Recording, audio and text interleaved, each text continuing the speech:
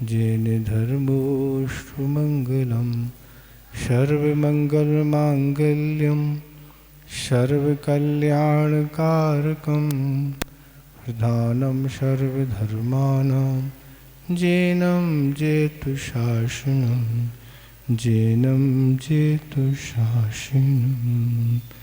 देवादिदेव 1008 श्री बाष्पूजनाथ भगवान की, आचार्य श्री कुमुद चंद महाराज की, आचार्य गुरुदेव श्री विद्यासागर महाराज की, मुनि श्री विमल सागर महाराज की, 3 कम 9 करोड़ महाराजों की।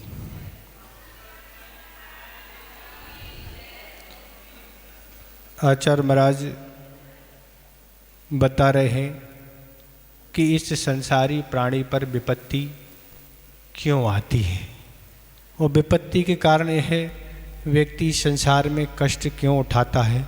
उसके लिए 35 नंबर श्लोक आ रहा है, इसका उच्चारण करना यही होना। अस्मिन नपार भव वारी निधौ मुनीश। अस्मिन नपार भव वारी निधौ मुनीश।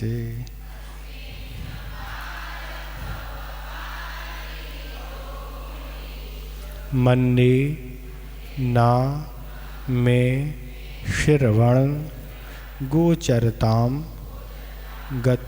गतेषु गतोसी है गतोसी। मन्ने ना में श्रवण गोचरताम गतोषी।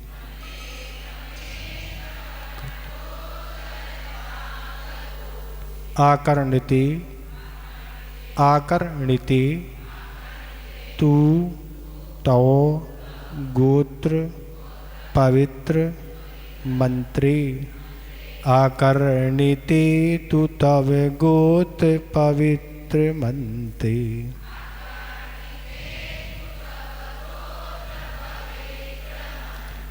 किंबा विपद विषधरी शबीधम शमेति। किंबा विपद विषधरी शबीधम शमेति।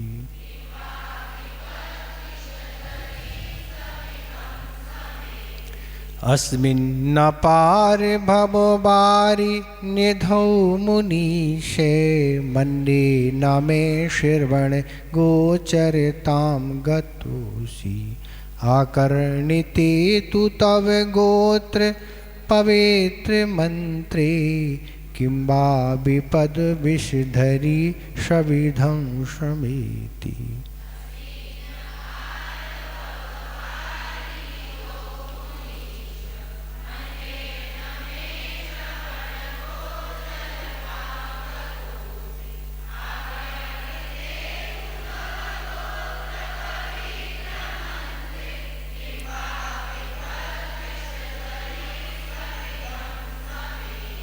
ठीक हो रहा उच्चारण?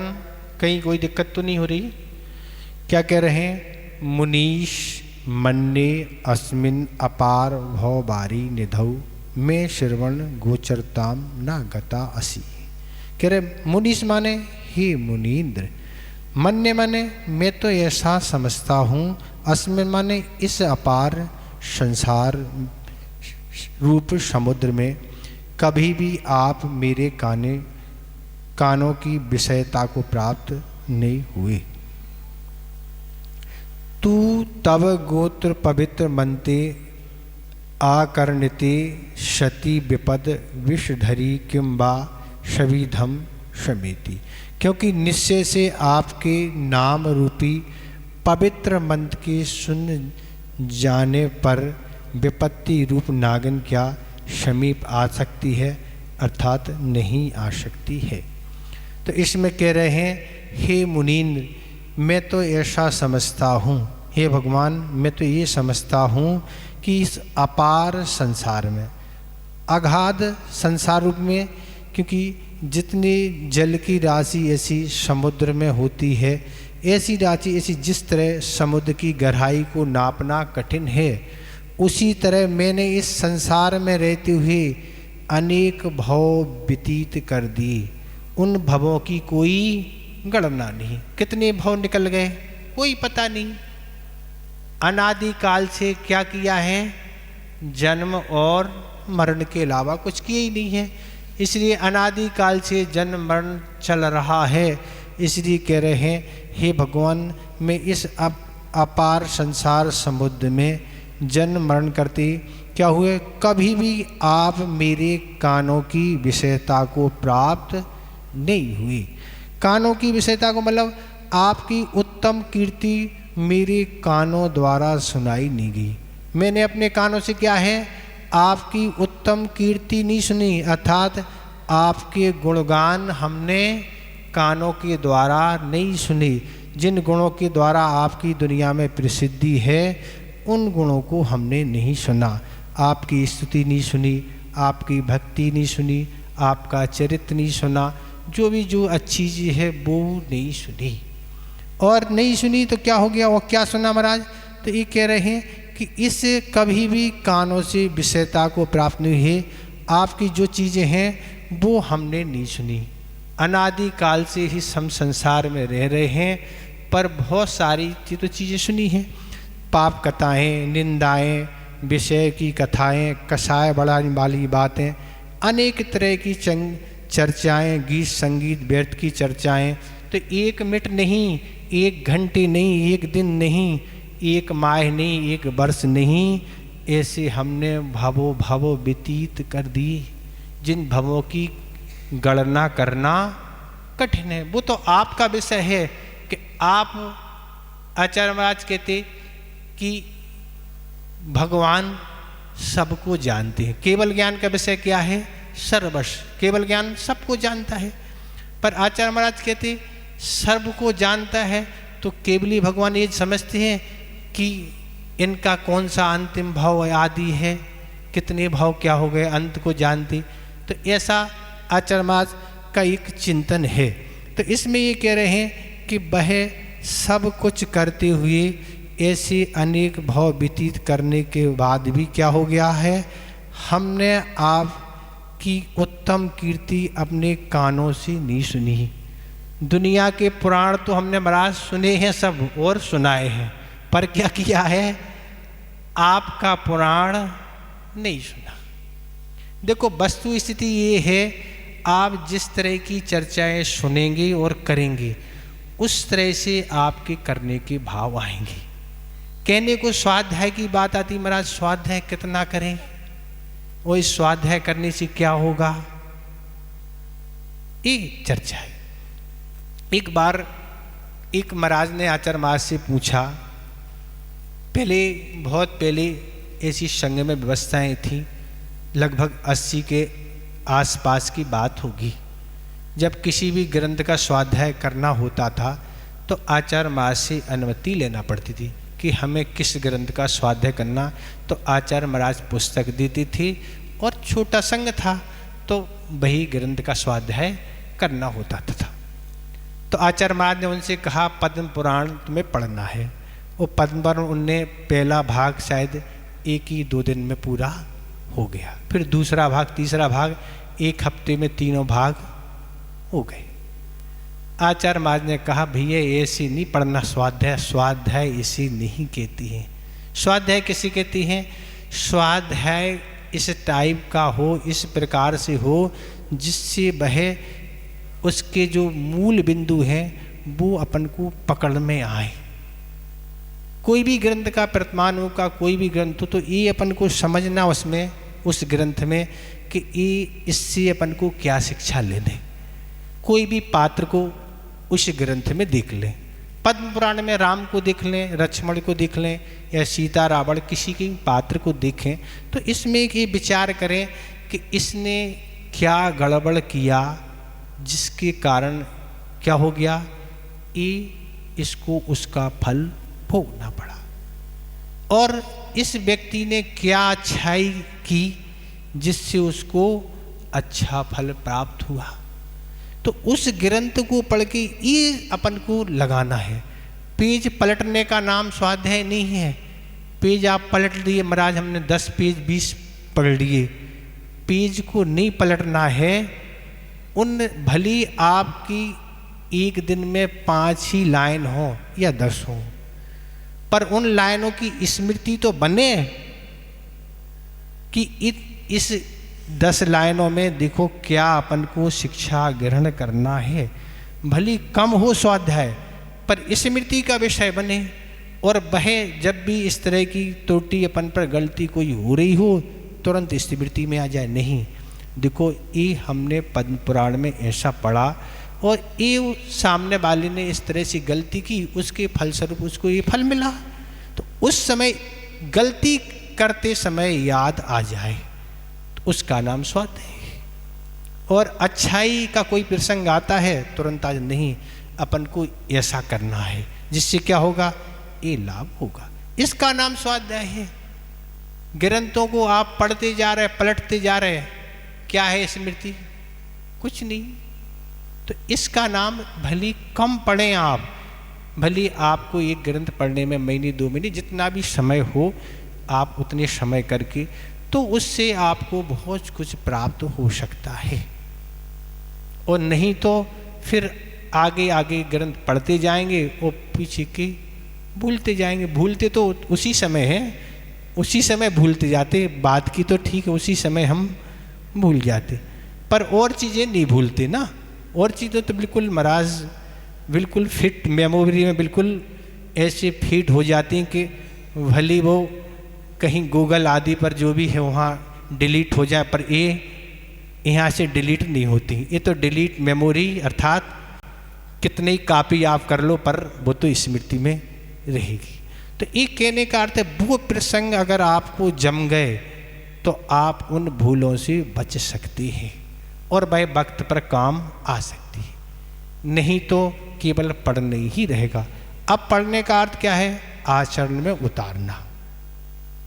तो रावण के द्वारा कहाँ क्या गलती हुई, जितने भी पात्र उस रामायण में हैं उन पात्रों ने कहा कैसे गलती की और किसने क्या अच्छाई की, इन सब चीज़ों को याद अपन रखेंगे तो उस स्वाध्याय करने की सार्थकता हुई। तो हम आपको सुना रहे थे कि आचार्य महाराज ने कहा ऐसे नहीं पढ़ना। तो कैसे पढ़ना, अच्छे से पढ़ना। एक बार भी एक प्रसंग को अपन ने पढ़ लिया और पढ़ने के बाद पुनः फिर उस प्रसंग को पढ़ो आप, फिर आप देखो आपकी मेमोरी कितनी रही, अभी अपना कितना अपन उसमें से पकड़ पाए और कितना छूट गया। तो ऐसी अगर आप करेंगे देखो आपको स्मृति रहेगी बिल्कुल, क्योंकि छविषम कम भी है और किसी का ठीक भी है। पर लोग को यही कहते कि महाराज हमारी तो छविषम बहुत ही कम है, हमेशा शिकायत लोगी बहुत कम है छविषम। पर अपना छविषम जिस काम में आपकी रुचि है उसमें देखो ना, तो पता आ जाएगा कि कम है कि ज़्यादा। जिस विषय में आपकी रुचि है उसकी आप खोज करें ना, उसमें आपकी इतनी रुचि है, उसकी इतनी मेमोरी रहती है, तो फिर कैसे कहेंगे कि हम छविषम कम है? नहीं कहेंगे कम क्या कहेंगे, रुचि कम है, ये कहना पड़ेगा। तो ये आचार्य महाराज ने कहा, एक एलक या छुल्लक को हमें उन्होंने बताया कि आचार्य महाराज ने उनने ही नियम लिया, आचार्य महाराज ने नियम दिया कि पद्म पुराण को शायद 31 या 51 बार पढ़ने का नियम लिया। कितना लिया? 51 बार का हमें स्मृति नहीं है, 31 का भी हो सकता है। और वो भी आचार्य महाराज ने कहा एक बार पढ़ने में बिल्कुल पूरी सामाजिक और सब व्यवस्थाओं के अनुसार उसमें पढ़ना है, हर प्रसंग को देखते हुए, तब जाके काम होगा। क्यों कहने को क्या आएगा, महाराज जी वो तो महापुरुष हैं, तो महापुरुषों पर भी कर्म का उदय आए, उनका भी घर था, उनका भी परिवार था, उनकी भी पत्नियां थीं, उनके भी बच्चे थे, उनकी भी प्रतिद्वंदी सब थे, उनके भी कर्म थे। पर वह अपना जीवन जीते हुए भी उस धर्म मार्ग से स्खलित नहीं हुई। अंत तो जो भी उनने मार्ग चुना उस मार्ग पर वह कहाँ बढ़ते चले गए, और बढ़ते चले गए तो उनने लक्ष्य प्राप्त कर लिया। तो इसमें कहने का आचार्य महाराज ने फिर यही कहा कि अच्छे से पढ़ना है, इतने जल्दी जल्दी नहीं पढ़ना है, इतने जल्दी जल्दी पढ़ोगे तो कुछ होगा नहीं। उन्हीं ने स्वयं इस बात को महाराज ने बताया था। तो ऐसे आप पढ़ेंगे, देखो आप, तो आपका स्वाध्याय व्यवस्थित हो जाएगा। जो भी आपकी स्वाध्याय में जिस ग्रंथ जिस अनुग में आपकी रुचि हो, पढ़ें, देखो सब अच्छा होता चला जाएगा। और इससे ही क्या होगा कि इससे आपकी रुचि बढ़ेगी और आप क्या होंगे, सतर्क होते चले जाएंगे कि देखो ये हमारे द्वारा त्रुटि हो रही। इससे एक कर्म का आश्रय होता है, एक कर्म का आश्रय होगा, बंद होगा, फिर उदय में आएगा। पर अब हम उसमें सावधानी रखेंगे, उस आश्रय से बच जाएंगे। तो ये कहने का, तो ये कहने के अर्थ है कि अनेक पुराण तो हम वाँचते रहते हैं जिनमें रुचि रहती है, हम अपने समय को भी खो रहे हैं और निंदा के प्रसंगों से उस नीच गोत का बंद करते हुए हम सम्यक दर्शन से भी क्या है, रहित होते चली जा रहे हैं। अब उस सम्यक दर्शन के अभाव में क्या होगा, कुछ होने वाला नहीं है। आचार्य समदभद्र महाराज ने रत्न सापचार में लिखा कि अब वृक्ष नहीं है, वृक्ष के अभाव में क्या फल लगेंगे, क्या होता है, क्या नहीं है, जड़ ही नहीं है। तो सम्यक दर्शन जड़ है। तो क्या कह रहे हैं, तो इस तरह के अनेक हो, तो क्या कह रहे हैं, क्योंकि निश्चय से आपके नाम रूपी पवित्र मंत्र के सुन जाने पर विपत्ति रूप नागिन क्या समीप आ सकती, अर्थात नहीं आ सकती। क्या कह रहे हैं, क्योंकि निश्चय से जो आपका नाम सुनता है, ये दुनिया की चर्चाएं और दुनिया के काम नहीं सुन के क्या करता है, आपका नाम सुनता है। आपका नाम रूपी मंत्र मतलब आदिनाथ भगवान, पारसनाथ भगवान, महावीर स्वामी, नमो अरिहंताणम, नमो सिद्धाणम, ऐसे शब्दों को आपकी नाम सुनता रहता है, आपके गुणों को सुनता रहता है। ये तो ऐसी क्या कहते हैं, विपत्ति रूपी नागिन क्या समीप आ सकती है, संभव है, नहीं आ सकती है। अब आप देखो, एक ही भाव स्तुत में जीवनधर कुमार का कुछ वर्णन है। तो भाई क्या है, भाई कुत्ता क्या हो गया, कुछ अजन समाज के लोग किसी यज्ञ को करना चाह रहे थे और यज्ञ करने के लिए उन्हें सारी सामग्री जुटा रखी थी। अब सामग्री जुटा रखी थी, कुत्ता भूखा था।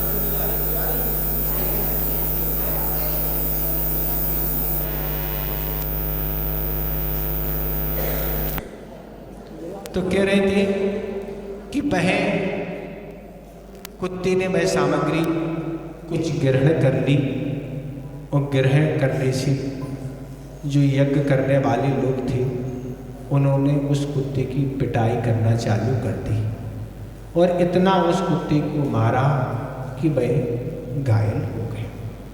घायल वह पड़ा है और जैसे ही जीवनधर कुमार वहाँ से गुजर रहे थे और उन्होंने देखा कि यह तो मीठी मूर्छित अवस्था में पड़ा है। अब आखिर हम क्या कर सकते, क्या इसका उपचार कर सकते। तब उन्होंने क्या किया, उसको नमोकार मंत्र सुनाया। जिस कुत्ते की पर्याय में जीवन भर जिसने पाप ही किया, कोई भलाई का काम नहीं किया, पर अंत समय में नमोकार मंत्र उसके कानों में पड़ने से वह देवों का यक्ष बन गया। देखो आप क्या बन गया, केवल नमोकार मंत्र में ऐसी अपार शक्ति है कि जिसके फल स्वरूप जीवन भर पाप करते हुए भी अंत समय में उसके कान में नमोकार मंत्र, महामंत्र के शब्द पढ़ने से क्या हो गया, देवों में यक्ष जाके बन गया। तो कहने का अर्थ है कि ऐसे अगर शब्द हमारे पढ़ते हैं, इसलिए अपने जीवन को संभाल के रखो और अपनी ऐसी भावना रखो कि अंत समय हमारा समाधि मरण पूर्वक ही मरण हो। तो ऐसी व्यवस्था आप करके रखेंगे, भावना बना के रखेंगे, जो भी उसके योग कर्तव्य हैं करके रखेंगे, तो इस मनुष्य पर्याय की सार्थकता हो जाएगी। नहीं तो ये भी भाव आपका चला जाएगा। और अंत की बात अपन कहेंगे तो अंत का तो कोई पता ही नहीं है कि हमारी उम्र कितनी है, कितनी हमारी निकल चुकी, ये भी हमें ज्ञात नहीं। और अकाल मरण भी होना संभव है। मनुष्य तिरंचों में कोई बाधा नहीं, तो अकाल मरण भी हो सकता है। तो इसलिए अगर हम ऐसी भावना रखते हैं, तक योग जो भी कार्य हैं करते हैं, तो अंत मरण समय में अगर समाधि मरण हो जाता है तो हमारी आगामी व्यवस्थाएं सब कुछ ठीक हो जाएंगी। अगर अभी से हम संस्कार डालेंगे, अभी से कुछ साधना करेंगे तो ये हो पाएगा। हम अचानक कर लेंगे, ये अचानक कोई काम नहीं होता। आचार्य महाराज कहते जो उपाध्याय परमेष्ठी होते हैं वो स्वयं स्वाध्याय करते हैं और शिष्यों को भी स्वाध्याय करा देते हैं। पर कर्म का योग ऐसा आता है कि अंत समय में नमोकार मंत्र भी पढ़ते नहीं बनता। उपाध्याय परमेष्ठी सुना रहे, हम आपकी क्या कहें, ऐसे भी आगम में कथानक आते। इसलिए आचार्य पूजपाद महाराज ने समाधि भक्ति है उनके द्वारा रचित है, उसमें उन्होंने लिखा आवालयाजिन देव, हे भगवान बाल अवस्था से आज तक हमने आपकी जो सेवा की है, बस उसका हम फल कुछ नहीं चाहते, बस उसका फल हम इतना ही चाहते कि अंत समय हमारा कंठ रुद्ध ना जाए।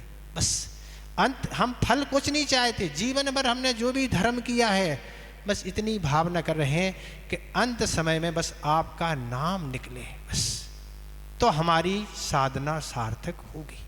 अंत समय में अगर आपका नाम नहीं निकला या कानों से सुनने नहीं मिला तो ये हमारा भाव बेकार हो गया। ये पूजपाद महाराज समाधि भक्ति में लिख रहे हैं।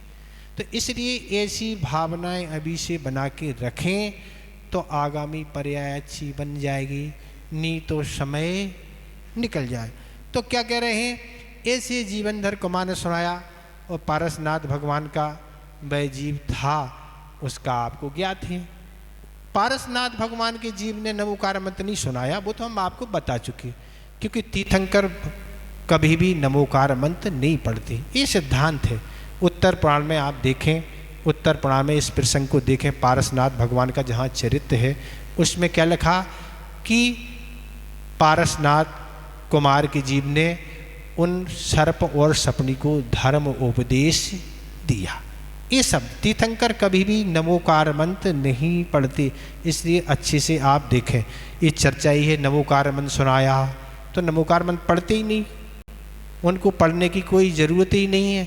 वो ऐसे पुण्यशाली हैं कि उन्हें कोई गुरु बनाना नहीं पड़ता है और किसी से दीक्षा लेना नहीं पड़ती है, कुछ भी नहीं करना पड़ता है, वो तो स्वयं ऐसे पुण्यशाली जीव होते हैं। तो कह रहे हैं कि ऐसे जो भी आपत्ति, एक्सीडेंट है, झगड़े है, चोरी मरण आदि, ये विपत्ति रूपी नागिन क्या समीप आ सकती है? नहीं आ सकती है। तो जो भी हम पर संकट आ रहे हैं तो इसका मतलब ये है कि हमने आपका पवित्र नाम नहीं सुना। और सारी चीज़ें तो हम सुनते रहे, खूब चर्चा करते रहे, दूसरों को सुनाते भी रहे और स्वयं सुनते रहे, पर आपका पवित्र रूप जो मंत्र है वह हमने नहीं सुना, उसके कारण हमें पुण्य का संचय नहीं हो पाया।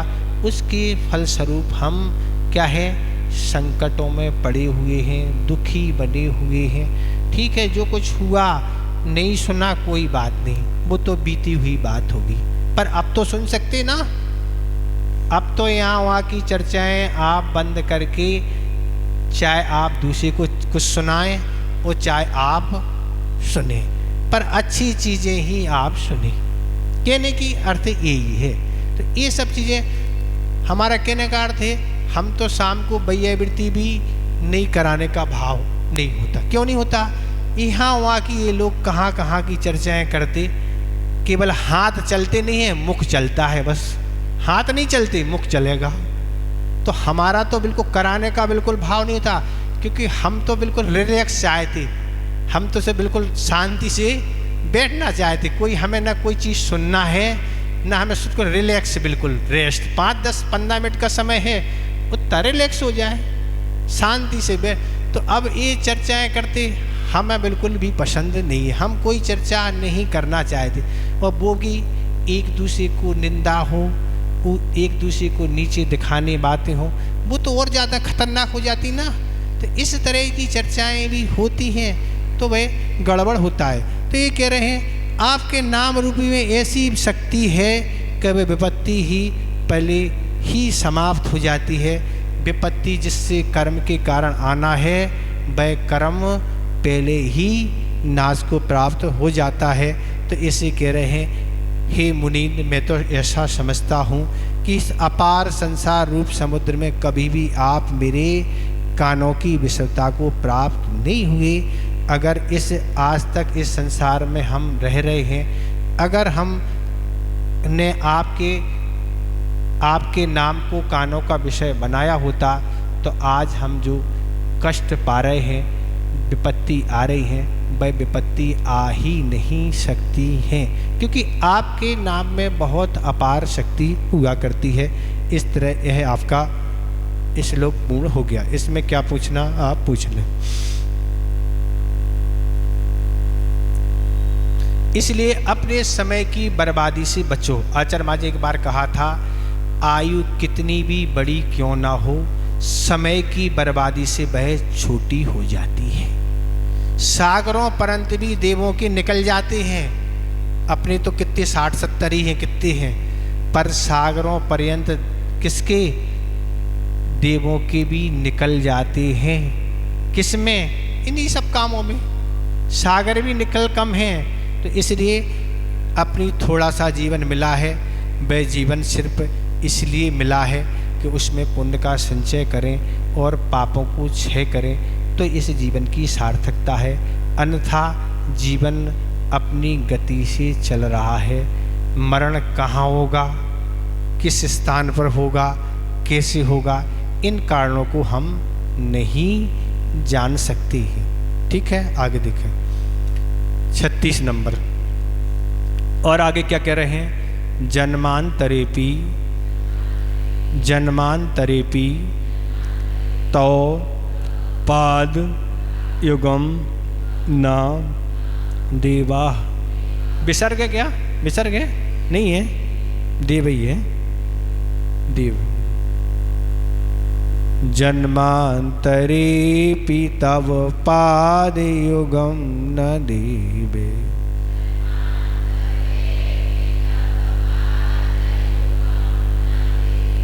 मन्ये मया महित मीहित दान दक्षम।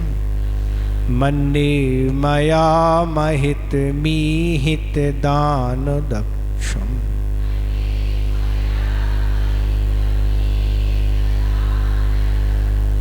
तेनेह जन्मनि मुनीश परा भवानां। तेनेह जन्मनि मुनीश परा भवानां।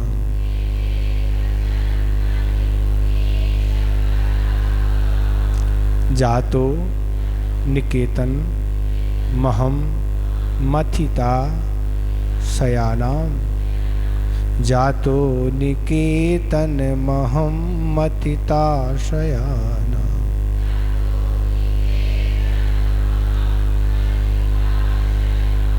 चारों चरण एक साथ सुनेंगे। जन्मांतरेपि तव पादयुगं न देवे। मन्ये माया महत मीहित दान दक्षम। तेनेह जन्मनि मुनीश परा भवानां। जातो निकेतन महम मथिता शयाना।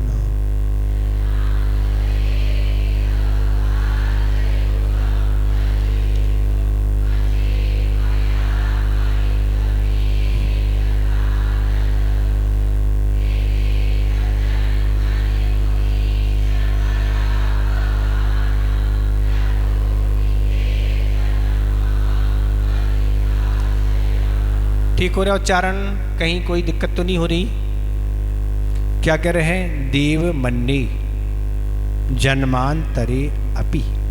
हे देव, मैं मानता हूँ कि मैंने दूसरे जन्मों में भी ईहित दान दक्षम तव पाद युगम, इच्छित फल देने में समर्थ आपके युगल चरण नहीं पूजे।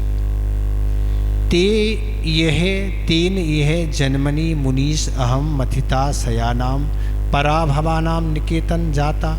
उसी से इस भाव में ही मुनीश में हृदय भेदी मनोरथों को नष्ट करने वाले तिरस्कारों का घर हुआ हूँ। तो इसमें क्या कह रहे हैं? हे देव, मैं तो ऐसा मानता हूँ, आचार्य महाराज कह रहे, हे भगवान, मैं तो ऐसा मानता हूँ कि मैंने दूसरे जन्मों में भी इच्छित फल देने में समर्थ आपकी युगल चरणों को नहीं पूजी। क्या कह रहे हैं? मैं तो ऐसा मानता हूँ मैंने दूसरे जन्मों में, मतलब दूसरे में पूर्व के अनेक भवों में, मैंने भवों में अनेक भाव व्यतीत कर दिए और ऐसे क्या है, इच्छित फल में, इच्छित फल देने में समर्थ आपके युगल चरणों को नहीं पूजा। मैंने भवों में क्या है, आपके चरणों की पूजा नहीं की। आपके चरण कैसे हैं? इच्छित फल देने में समर्थ हैं। आपकी जो भी पूजा करता है उसको इच्छित फल की प्राप्ति होती है। ऐसे वह चरण हैं। अब लसित दान प्रदान में दक्ष हैं। आपके चरण कैसे? अब लसित, आपके चरण युगल कैसे हैं? तो आपके चरण की पूजा से क्या प्राप्त होता है? तो जन्म में अवलिस वस्तु, जो भी इच्छा प्राणी करता है उसको आपकी चरणों की पूजा से वह अवलिस वस्तु प्राप्त हो जाती है। इच्छित फल क्या है? तो सभी का तो नहीं है, पर जो भव्य है वो इस संसार से घबरा चुके, वो इच्छित फल क्या है? मोक्ष फल है। तो मोक्ष फल प्राप्त हो जाता है और नहीं तो स्वर्ग तो मिलते ही है। जो भी आपकी पूजा करता है उसको क्या है? मोक्ष मिलता है, नहीं तो स्वर्ग मिलता है। और फिर क्या है? जब तक मोक्ष प्राप्त नहीं होता है तब से परंपरा से वह मनुष्यों में भी उत्पन्न होता है। तो अच्छे धन वैभव घरानों में ही उत्पन्न होता है, दरिद्र घरानों में उत्पन्न नहीं होता, दरिद्र कुलों में उत्पन्न नहीं होता, नीच कुलों में उत्पन्न नहीं होता। तो क्या कह रहे हैं? मोक्ष फल करके ऐसे क्या है, केवली, शुद्ध केवली, महावृत्ति, गणधर आदि ऐसे पदों को प्राप्त करते हैं, स्वर्गों में प्राप्त होते हैं। तो अभिलिषित फल क्या है? स्वर्गों में ये है 10 प्रकार के कल वृक्ष से सारी सामग्री मिलती है। यहाँ तो मनुष्यों में रह के कितना श्रम करना पड़ता ना। 10-20 रुपये कमाना और 100 रुपये कमाना भी बहुत कठिन है। कहने को तो बहुत सरल लगता है, पर जिसका पुण्य उतना नहीं होता है उससे पूछो उसकी क्या स्थिति होती है। एक की दुकान पर लाइन लगी है और एक ग्राहक को तरस रहा है। ये सब पुण्य की स्थितियाँ हैं। तो ये कह रहे हैं कि यहाँ तो सब मेहनत श्रम आदि करना पड़ते हैं, पर स्वर्गों में ना कोई व्यापार, ना कोई खेती, ना कोई नौकरी, न कुछ, सब कुछ उसके पुण्य स्वरूप, सब कुछ सामग्री 10 प्रकार के कल वृक्ष से। तो ऐसा इच्छित पर तो इच्छा है। तो ऐसे अगर मनुष्यों में भी सेठ, राजा, महाराज, चक्रवर्ती होते हैं, बताओ आप चक्रवर्ती बन गए, क्या है बताओ उनका ठाठ, उनकी जो वैभव की क्या है बताना बहुत कठिन। क्या क्या होता है कभी बताएंगे। बहुत सारी सामग्री उनके पास होती है। तो कह रहे हैं आपके चरण लगा, आपके पूजा वंदना स्तुति नहीं की, दुनिया भर में मैं कहाँ कहाँ नहीं गया, कहाँ कहाँ मैंने पूजन नहीं की, और पूजा का महत्व हमने नहीं समझा, इसलिए आपके चरणों को नहीं पूजा। तो कह रहे हैं तेने है जिन्हें उसी से इस भाव में मुनीष हे हृदय भेदी मनोहर को इष्ट करने वाले मैं तिरस्कारों का घर बना हूँ। क्या कह रहे हैं? हमने आपके चरणों की पूजा नहीं की और आपके फल क्या, आप क्या थे? इच्छित फल देने वाले आपके चरण थे, पूजा नहीं। तो इच्छित फल नहीं मिला, इच्छित फल तो दूर रहा। क्या हुआ? जहाँ भी जाता वहाँ तिरस्कार होता। अब आप भगवान की पूजा नहीं करेंगे, नीच कुल में जन्म हो गया। अब नीच कुल में जन्म हो गया, दूसरों की जूठन खाना पड़ेगी। जो सब लोग अच्छे से ग्रहण करेंगे, बफे में जो बचा रहेगा, जो जूठन थाली होगा वो मिलेगा। तो ये तिरस्कार है। वस्त्र भी उतरे हुए पहनना पड़ेंगे और भी तरह तरह की गालियां सुनना पड़ेंगी, तरह तरह के अपमान होंगी।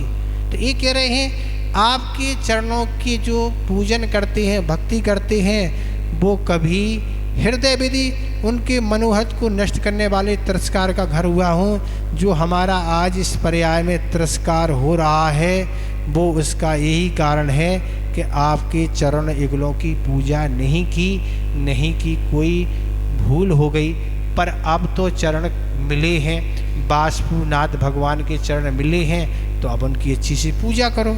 अब बास पूज की करो, चाहे विमलनाथ चाहे महावीर, कोई की तो करो ना। ये नहीं कि बास पूज की करो अकेले, सभी पूज की करो। सभी अपने लिए 24 तीर्थंकर पूजनीय हैं, सभी आदर सम्मान के पात्र हैं और सभी सिद्ध हैं, चाहे कोई भी है, सभी की करो। ऐसा नहीं कि घाटोल के अलावा बाहर चले जाएंगे तो आज बास पूज, आज भगवान नहीं तो आज पूजन नहीं करें, क्यों? आज है ही नहीं। ऐसा तो कहीं लिखे ही नहीं ना। तो ये कहने वाले हैं कि इस तरह से ये तिरस्कार है, अपमान है, अनादर है, अवज्ञा है, सम्मान का ना मिलना। जहाँ जाओ इज्जत ही नहीं कर रहे लोग, भगा देते, तिरस्कार करते हैं। और भगवान की जो पूजन करने वाले हैं उनको हर जगह सम्मान मिलता है। आइए, बैठिए, पधारिए, कैसे आए, कैसे क्या कष्ट किया, तरह तरह से सम्मान करते हैं, मालाएं पहनाते हैं और भी जो भी देने योग्य वस्तुएं हैं वह देती हैं, खड़े हो जाते हैं, स्वागत सम्मान करते हैं। तो इस तरह से ये कह रहे हैं कि इस तरह से जो भी भगवान की पूजन करते हैं उनका किसी तरह से कोई तिरस्कार नहीं होता है। अब आपको एज यू लाइक, जो पसंद हो तिरस्कार करना कि नहीं करवाना, क्या करवाना, तो आप समझें। तो इस तरह यह भी आपका इस श्लोक पूर्ण हो गया कि जो भी दूसरे जन्म में हमने जो भगवान के इच्छित फल को देने वाले चरण नहीं पूजे, उसके कारण यह संसारी प्राणी इस संसार में हृदय विधि मनोहर को नष्ट करने वाले तिरस्कारों को घर बना हुए, अर्थात जो अच्छे अच्छे मनोहर वस्तुएं हैं वह उसको प्राप्त नहीं होती हैं, जीवन भर दरिद्र बना रहता है। ठीक हो क्या? कुछ पूछना तो पूछ लें। समय तो आपका हो ही रहा ना, घड़ी आ गई है आपके समय पर और संस्मरण भी सुनाना है। नींद भी कुछ लोगों की पूरी हो गई होगी ना, उठने का टाइम हो गया। हाँ, अच्छा समय है नींद लेने वाला ना। ठीक है, संस्मरण देखें।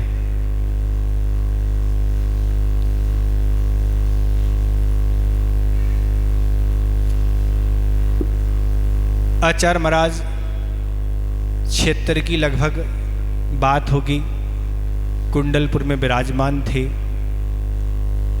और दमोह में, कुंडलपुर के पास एक दमोह है, और एक लड़के ने सुना कि एक लगभग 30 वर्ष की उम्र है जिनकी, एक ऐसे आचार्य कुंडलपुर पर विराजमान है, उनके साथ छुल्लक जी भी विराजमान है, जो सारे के सारे युवा हैं। अभी तो सुना था कि सारे वृद्ध ही दीक्षा लेते हैं, ये तो सारे के सारे युवा हैं। परिवार के सदस्यों से कुछ ऐसी चर्चा सुनाई दी है कि वह पधारे हुए हैं, बहुत कठोर साधना उनकी है। उस बालक का मन हुआ कि आज दीपावली का दिन है और आज तो कुंडलपुर ऐसे आचार्य महाराज के दर्शन के लिए चलना चाहिए। मैं बालक कुंडलपुर पहुंचा, पर उसने सोचा कि कहाँ मिलेंगे कोई पता नहीं, पूछेंगे भी किसी से तो कोई भी बताने वाला नहीं है, इसलिए सबसे पहले तो वंदना प्रारंभ करें और वंदना करते करते कहीं ना कहीं तो मिल ही जाएंगे। तो इसलिए उसने सबसे पहले वंदना प्रारंभ की और वंदना करते करते, चूँकि बहुत पुरानी बात थी, लाइट आदि ऐसी सारी व्यवस्थाएं नहीं थी, पर एक जगह कुछ ऐसा लगा कि शायद बैठे हों और थोड़ा देखा, प्रकाश आदि की व्यवस्था की और देखते देखते पहले तो देखा तो लगा कि कुछ हो सकता है, और पहले देखते तो यही लगा कि भगवान की प्रतिमा है कि आचार्य महाराज बैठे हैं, ये कोई निर्णय नहीं कर पाया। बहुत देर तक वह उआपो करता रहा। जब प्रकाश आदि की व्यवस्था की तब जाके व्यवस्थित हुई कि हाँ यही आचार्य महाराज ध्यान में बैठे हुए, और दर्शन करके वह बहुत देर तक तो अपलक बिना आँखों को झपकाए ही देखता रहा। खड़ा हुआ, बस सब भूल गया, अब आगे कहाँ जाना भूल गया, और वहीं मैं खड़ा रहा। देखते देखते फिर मैं आगे बढ़ा, आगे की सारी वंदनाएं की, पर नीचे आ गया भोजन आदि करके। दोपहर को सूचना मिली कि आज दीपावली का दिन है, आज आचार्य महाराज का प्रवचन होगा। मैं तो बाहर कहीं निकल गया था, उसके मन में यही विचार आया, ऐसे तो प्रवचन होते ही रहते हैं, क्या सुनना प्रवचन। फिर बाद में एक विचार आया, नहीं प्रवचन भी सुन लेते हैं। मैं बाहर से अंदर आया और आचार्य महाराज का जहाँ प्रवचन हो रहा था वहाँ आके उस सभा में बैठ गया, और आचार्य महाराज का प्रवचन हो रहा था कि दौलत, किस पर? दौलत। आचार्य महाराज कहते हैं दौलत का अर्थ होता है दौलत, अर्थात दो पैर। जब दौलत आती है तो एक पैर यहाँ लगाती है तो व्यक्ति मान से फूल जाता है, नहीं मैं बहुत धन वाला हूँ। और जब वह दौलत जाती है तो दूसरा पैर देती है और कोबड़ा बना देती है, अब तुम दरिद्र हो चुके हो। इसका नाम है दौलत। आचार्य महाराज कह रहे थे आज दीपावली का दिन है, आज सुना है लोग जो भी तिजोरियों में धन दौलत रखी रहती है वह सब बाहर निकाल के रख लेती हैं, और आज दौलत बढ़ने वाली है, इसलिए लक्ष्मी का आज बढ़ने के लिए उसकी लक्ष्मी की आज पूजा करते हैं। पर उनको ये नहीं पता है कि परग्रह भी एक पांचवा पाप है। इस तरह की लोगों की धारणा है। और उस बालक ने वह प्रवचन सुनाया, वह ओतपोत होके, बाद में बैराग से वह ओतपोत होके और उसने आगामी काल में दीक्षा धारण कर ली। इस तरह आपका संस्मरण हो गया। बोधि समाधि परिणाम शुद्धि स्वात्मोत लवली शिव शोक सिद्धि चिंता मनिम चिंतित वस्तु दाने तुम बंधु मानस वस्तु।